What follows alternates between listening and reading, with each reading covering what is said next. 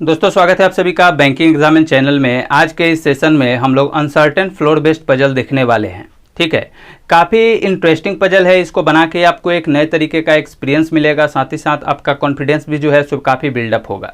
ठीक है, बिल्कुल एग्जाम लेवल का क्वेश्चन मैं आपको करा रहा हूँ, इसी तरीके का क्वेश्चन आपको एग्जाम में भी मिलेगा। ठीक है, तो आइए स्टार्ट करते हैं आज का सेशन। देखिए क्वेश्चन आपको स्क्रीन पे दिख रहा होगा, आप मेरे साथ साथ पढ़ेंगे और उसको समझेंगे। तो देखिए यहाँ पे इंस्ट्रक्शन में आपको लिखा जा रहा है कि some people live in a building which consist of certain floors. आगे आपको लिख रहा है कि lower most floor is numbered as 1 and above it as 2 and so on. अब इसके आगे लिख रहा है कि only 1 person lives on each floor. तो पहले इस बात को समझ लीजिए कि आपको इंस्ट्रक्शन में क्या क्या दिया हुआ है। तो आपको बोल रहा है कि कुछ लोग जो हैं, एक बिल्डिंग दिया हुआ है, उसमें सर्टेन नंबर ऑफ फ्लोर्स आपको दिए हुए हैं। ठीक है, बट एग्जैक्टली आपको नहीं पता है फिलहाल अभी कि कितने नंबर ऑफ फ्लोर्स जो हैं उस बिल्डिंग में आपको दिए हुए हैं। ठीक है, ये आपको तब पता चलेगा जब आप पूरा सॉल्व कर लेंगे क्वेश्चन, तब आपको पता चलेगा कि टोटल नंबर ऑफ फ्लोर्स कितने हैं। ठीक है, जिस तरीके से हम लोग बॉक्स जो अनसर्टेन बॉक्स फ्लोर हम लोग देखते हैं, अनसर्टेन लीनियर सिटिंग अरेंजमेंट देखते हैं जिसमें टोटल नंबर ऑफ पर्सन या फिर बॉक्स नहीं दिया हुआ रहता था, सिमिलरली यहाँ भी है, आपको टोटल नंबर ऑफ फ्लोर्स नहीं दिया हुआ है। जब आप टोटली सॉल्व कर लेंगे इस क्वेश्चन को, तब आपको लास्ट में जाके पता चलेगा कि कितना टोटल नंबर ऑफ फ्लोर्स था उस बिल्डिंग में। ठीक है, तो वही बोल रहा है कि कुछ लोग जो है एक बिल्डिंग में सर्टेन नंबर ऑफ फ्लोर्स हैं और हर एक फ्लोर में एक पर्सन आपका बैठता है, और सबसे जो लोअर मोस्ट फ्लोर है उसका नंबरिंग आपको 1 से करना है, उसके ऊपर 2 होगा, लेकिन आपका टॉप मोस्ट फ्लोर क्या है उसका अभी नंबरिंग आपको नहीं पता है। ठीक है, तो यहाँ तक इस तरीके से इन्फॉर्मेशन दिया हुआ था। इसके बाद से आपका मेन इन्फॉर्मेशन स्टार्ट हो रहा है, जहाँ पे आपको काफ़ी फोकस करना चाहिए। ज़रा सा मिस्टेक से या फिर इंस्ट्रक्शन को आप अच्छे से नहीं समझ पाते हैं तो बिल्कुल आपका बना बनाया जो पजल है वो गलत हो सकता है। ठीक है, तो यहाँ पे काफ़ी ध्यान से पढ़िएगा। तो देखिए यहाँ पे लिख रहा है इन्फॉर्मेशन में कि Ishan live on second floor, और आगे लिख रहा है कि 2 person live above Ganesh floor. तो देखिए यहाँ पे जो आपको नाम दिया हुआ है, थोड़ा सा अगर इसको आप ऑब्जर्व करेंगे अच्छे से तो 3-4 सेकंड में आप देख पाएंगे कि यहाँ पे जो आपको नाम दिया है वो दिया है ईशान करके दिया है, गणेश दिया है, बबन दिया हुआ है, फिर आपको दिनेश दिया हुआ है। इस तरीके से डिफरेंट नेम आपको दिया हुआ है, और हर एक जो भी पर्सन का जो फर्स्ट लेटर है, जिस लेटर से उसका नाम स्टार्ट हो रहा है, सभी में डिफरेंट आपको दिया हुआ है। ठीक है, तो देखिए सभी का हम लोग नाम नहीं लिख के उसके फर्स्ट लेटर से ही हम लोग शॉर्ट में रिप्रेजेंट करेंगे और उसको बना लेंगे। ठीक है, और अगर आप चाहते हैं कि पूरा नाम लिख के बनाए तो ये आप पे डिपेंड करता है, पूरा नाम लिख के भी बना सकते हैं, बट एक नाम को लिखने में अगर आपको 2 से 3 सेकेंड भी लगता है तो समझिए कि 7-8 पर्सन अगर आपको दिया हुआ है तो 24 सेकेंड तक आपको लग सकता है। ठीक है, और एग्जाम में 1 सेकेंड इंपॉर्टेंट रहता है, तो इससे बेटर है कि हम लोग इसके नेम के फर्स्ट लेटर से ही रिप्रेजेंट कर लें।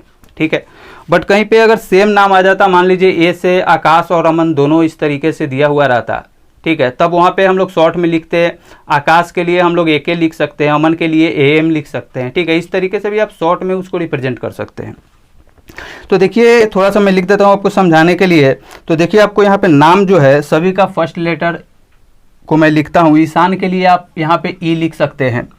इसके बाद जो नेक्स्ट नेम दिया है गणेश दिया है, इसके फर्स्ट लेटर को हम लोग G से रिप्रेजेंट कर सकते हैं।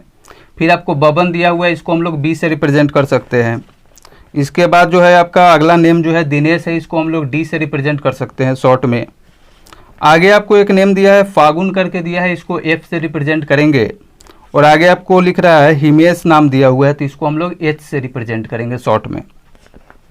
इसके बाद फिर आपको अमन दिया हुआ है, और लास्ट में जो है चंदू दिया हुआ है यानी C से। तो ये जो है आपका पर्सन का नेम दिया हुआ था जिसके फर्स्ट लेटर से आप सभी को रिप्रेजेंट कर सकते हैं। ठीक है, तो आइए अब क्वेश्चन हम लोग पढ़ते हैं। यहाँ पे आपको लिख रहा है कि Ishan lives on second floor. ठीक है, तो देखिए सबसे लोअर मोस्ट फ्लोर जो है आपका 1 दिया हुआ है नंबरिंग, तो इसके ऊपर सेकेंड पे आएगा। ठीक है, तो ये तो कंफर्म है कि मान लीजिए अगर फर्स्ट फ्लोर को हम लोग यहाँ मानते हैं तो सेकेंड फ्लोर पे जो है आपका ईशान आ रहा है, तो ईशान के बदले हम लोग इसको E से रिप्रेजेंट करेंगे। ठीक है, तो सेकेंड फ्लोर पे आपका ईशान आ गया है। अब आगे पढ़िए आपको क्या लिख रहा है कि 2 persons live above Ganesh floor. तो ये देखिए, ये इन्फॉर्मेशन काफ़ी ज़्यादा आपको इम्पोर्टेंट है, इस बात को समझिए। आपको लिख रहा है कि 2 person live above Ganesh floor. इसका कहने का क्या मतलब है कि गणेश के ऊपर जो सेकेंड में आएगा वही आपका टॉप मोस्ट फ्लोर हो जाएगा। ठीक है, तो ये आपका इन्फॉर्मेशन जो है हिडन दिया हुआ था, तो इस तरीके से आपको इंस्ट्रक्शन को पूरा डीपली समझना होगा, तभी जल्दी बन पाएगा। ठीक है, तो यहाँ पे हम लोग लिख देते हैं कि जहाँ भी आपका गणेश आएगा, गणेश के 2 फ्लोर ऊपर में जो है आपका टॉप हो जाएगा, टॉप मोस्ट फ्लोर हो जाएगा। या फिर दूसरे तरीके से कहें कि जी जिस भी फ्लोर पे आएगा उसके ऊपर सिर्फ और सिर्फ 2 ही फ्लोर आएगा, उससे ज़्यादा नहीं आएगा।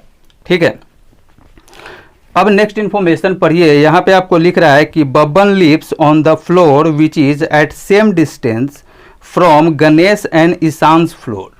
ठीक है, यानी कहने का मतलब है कि गणेश और ईशान से जो है बब्बन का जो डिस्टेंस है सेम दिया हुआ है।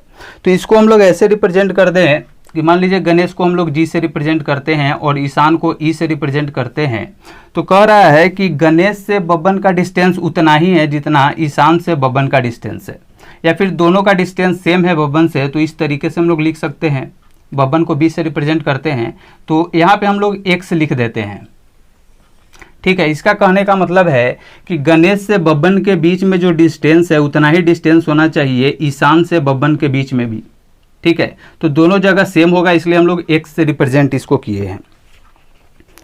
अब आइए आगे इंफॉर्मेशन पढ़ते हैं। यहाँ पे आपको लिख रहा है कि number of person living above Dinesh floor is equal to number of person living below Babban's floor. ठीक है, तो इस बात को समझिए। आपको लिख रहा है कि दिनेश के ऊपर जितना भी फ्लोर होगा उतना ही नंबर ऑफ फ्लोर जो है आपके बब्बन के नीचे भी होना चाहिए। जिस भी फ्लोर पे बब्बन बैठेगा उसके नीचे उतना फ्लोर होना चाहिए जितना डी के ऊपर फ्लोर दिया हुआ है। तो इसको ऐसे रिप्रेजेंट कर दीजिए कि दिनेश के एबव जितना भी फ्लोर होगा, ठीक है, बब्बन के नीचे उतना ही नीचे फ्लोर होना चाहिए। तो इस तरीके से शॉर्ट में हम लोग रिप्रेजेंट कर देंगे। अब नेक्स्ट इन्फॉर्मेशन पढ़िए। यहाँ पे आपको लिख रहा है कि at most 1 person live between Ganesh and Babban's floor. ठीक है, तो यहाँ पे भी इस इंफॉर्मेशन को समझिए। देखिए, पहले जो आपको लिख रहा था कि हमेशा दिया हुआ रहता था कि not more than 1 person seat between A and B. ठीक है, यानी ए और बी में के बीच में एक से ज़्यादा लोग नहीं बैठने चाहिए या फिर ज़्यादा फ्लोर नहीं आना चाहिए। तो उसी चीज़ को दूसरे तरीके से यहाँ पे इंफॉर्मेशन में लिख दिया है। लिखा है सेम बात, ठीक है, बट लिखने का तरीका सिर्फ चेंज कर दिया है। यहाँ पे लिख रहा है कि at most 1 person live between Ganesh and Babban floor. इसका कहने का मतलब क्या है? एटमोस्ट का कहने का मतलब होता है अधिक से अधिक। ठीक है, यानी आपको गणेश और बब्बन के बीच में जो पर्सन है वो एक से ज़्यादा पर्सन नहीं बैठना चाहिए। ठीक है, तो सेम बात लिखा हुआ है बट लिखने का तरीका चेंज कर दिया है, तो इस बात को आपको समझना होगा। कह रहा है कि गणेश जो आपका है, गणेश और बब्बन के बीच में आपका एक से ज़्यादा पर्सन नहीं बैठना चाहिए। ठीक है, तो इस तरीके से रिप्रेजेंट करेंगे कि गणेश और बब्बन के बीच में एक से ज़्यादा पर्सन आपका नहीं आना चाहिए। और इसको हम लोग कह सकते हैं इस तरीके से कि गणेश और बब्बन के बीच में आपका एक ही पर्सन आएगा। एक आ सकता है, एक से कम भी आ सकता है, बट एक से ज़्यादा जो है नंबर ऑफ पर्सन नहीं आने चाहिए। ठीक है, अब आइए नेक्स्ट इन्फॉर्मेशन पढ़िए। आपको यहाँ पे लिख रहा है कि फागुन लिव्स एबव हिमेश फ्लोर, यानी जिस भी फ्लोर पे आपका हिमेश बैठेगा, ठीक है, उसके ऊपर कहीं पे आपका फागुन बैठेगा। तो इस तरीके से रिप्रेजेंट करेंगे कि जिस भी फ्लोर पे एच आएगा इसके ऊपर कहीं पे फागुन आना चाहिए। ठीक है, अब आगे पढ़िए।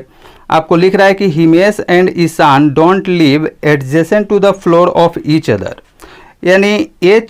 यानी हिमेश और ईशान जो है कभी भी एक साथ नहीं बैठेगा।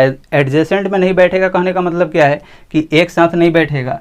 तो इसको इस तरीके से आप लिख दीजिए कि एच और ई यानी हिमेश और ईशान कभी भी साथ साथ नहीं आएगा। ठीक है, अब आगे देखिए। आपको लास्ट लाइन में यहाँ पे लिख रहा है कि अमन लिव्स एबव चंदूज फ्लोर। ठीक है, यानी जिस भी फ्लोर पे आपका चंदू बैठेगा उसके ऊपर किसी भी फ्लोर पे आपका अमन आएगा।